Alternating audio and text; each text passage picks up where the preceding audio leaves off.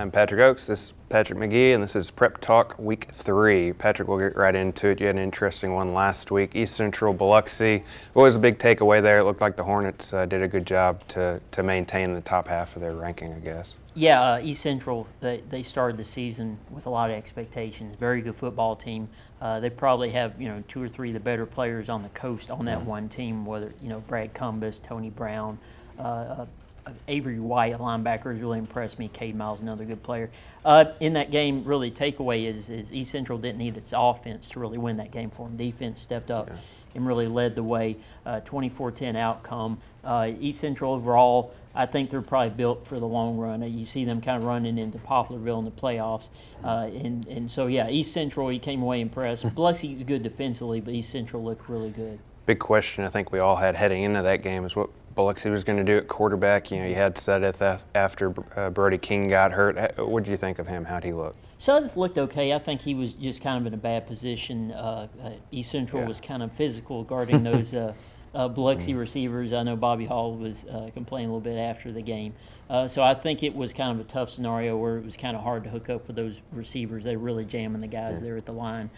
So I don't really put it all on him. Biloxi, they're thinking maybe you get Dante Starks in the fold here sometime soon. He announced recently that he's transferring there. Right. I think they're just kind of in a waiting game right now. So maybe Dante Starks can make a difference for them if he gets eligible to get on the field pretty soon. What do you expect out of the Indians heading into a big game against Stone? Stone, obviously, I think a 21-7 win over Harrison Central in their opener last week.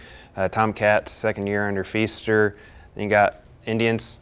They need to start kind of get some good mojo here heading into the region competition here in a couple weeks. Yeah, and Biloxi has to hope that East Central game kind of served as a warm-up to Stone because it's a similar football team that's going to run the football a lot. I thought Stone, obviously impressive, holding Harrison Central in a 21-7 ball game to win that one. So I don't think it's a great matchup for Biloxi, but I like Biloxi's defense. I think they'll keep them in that game. Sounds like Biloxi, if they can do good enough on defense, like you said, maybe they have a chance. Maybe I know Bobby Hall's talked highly of Kenyatta Herald, their sophomore running back.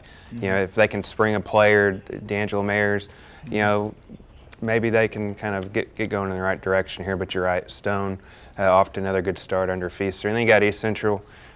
They're facing George County, and unfortunately for the Rebels, they've kind of struggled here out of the gate after losing, maybe the most firepower of anybody on the coast. Right. George County hasn't scored an offensive touchdown yet this season. East Central should go on the road and handle that one in Lucedale pretty easily. But I like Stone to really eke out a close one over Biloxi.